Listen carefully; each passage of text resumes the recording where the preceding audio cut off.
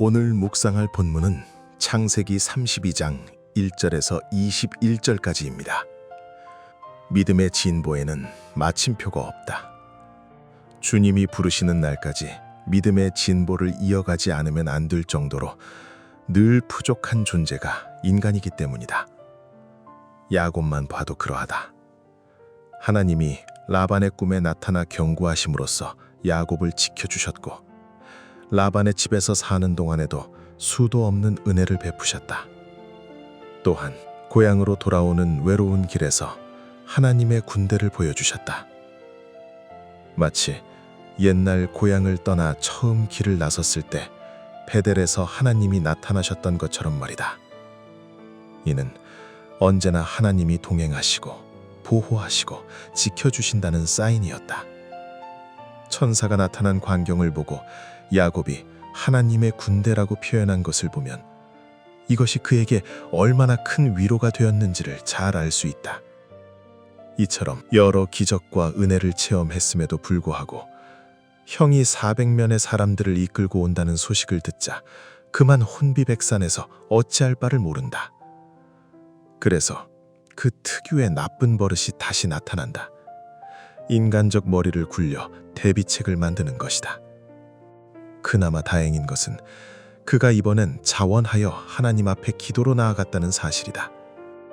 그리고 하나님의 약속을 기억하고 그것에 의지하여 기도했다는 사실이다.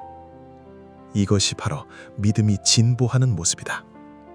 하지만 여전히 그는 불완전하고 부족하다. 그래서 혹자는 야곱을 가리켜 성화의 표본이라고들 말하나 보다. 누구나 저마다 삶의 압력을 받으며 살아가는 게 인생이다. 그리스도인이라고 해서 예외가 되지 않는다. 삶의 하중이라는 것이 사람마다 다르기는 하겠지만 생각보다 견디기가 만만찮은 게 사실이다. 그러기에 하나님은 기도라고 하는 방편을 인생들에게 허락하셨다. 기도는 그리스도인들만이 누리는 특권이다. 삶의 짓눌림이 커질수록 야곱처럼 하나님 앞에 엎드릴 수 있으니 말이다. 낮은 신음과 영혼의 조그마한 몸짓에도 응답하시는 하나님이시다.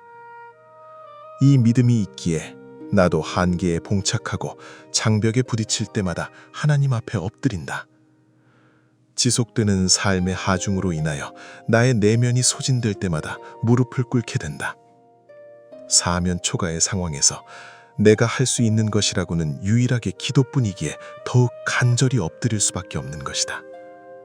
하나님은 언제나 기대 이상으로 나를 인도하여 오셨다. 사방으로 우겨쌈을 당할 때에는 피할 길도 마련해 주셨다. 기적과 같은 방법으로 엉킨 실타래 같은 문제들을 풀어주기도 하셨다. 하나님의 도우심으로 밖에는 설명할 수 없는 은혜들을 수도 없이 체험하며 그렇게 지금까지 살아왔다. 그럼에도 불구하고 현실의 문제에 부딪히면 또다시 마치 처음 대하는 것처럼 당황하곤 한다. 그러니 야곱의 모습이 곧 나의 모습의 다름 아니다. 아니, 어쩌면 야곱에도 훨씬 미치지 못하는 그런 한심스러운 존재인지도 모른다. 지금도 이러한 모습들이 내 삶의 현장에서 여전히 반복되어 나타나고 있으니 참으로 부끄럽기만 하다. 그럼에도 불구하고 감사한 것은 이러한 체험들이 하나씩 둘씩 쌓이면서 조금씩이나마 나의 믿음이 자라가고 있다는 사실이다. 야곱처럼 반복되는 이러한 탄식의 모습을 성경이 실패로만 규정하고 있지 않는다는 사실에 감사한다. 여전히 흔들리는 모습이 반복되지만 그럼에도 불구하고 내 삶의 걸음이 한 발자국씩 주님께 가까이 다가가고 있음을 느낀다. 나를 포기하지 않으시는 하나님이 있는 한 나는 반복되는 연약함 속에서도 결코 무너지지 않을 것이다. 절망하지 않을 것이고 낭망하지도 않을 것이다. 주님이 부르시는 날까지 계속하여 믿음의 진보를 이루어 나갈 수 있기를 소망하며 기도할 것이다. 그러므로 주님, 여전히 어린아이 같은 저를 불쌍히 여기사 불꽃 같은 눈동자로 지켜주시고 훈련시켜주시고 연단시켜 주옵소서. 그리하여 오늘 하루도 아름다운 믿음의 진보를 이루는 삶의 걸음을 하게 하옵소서.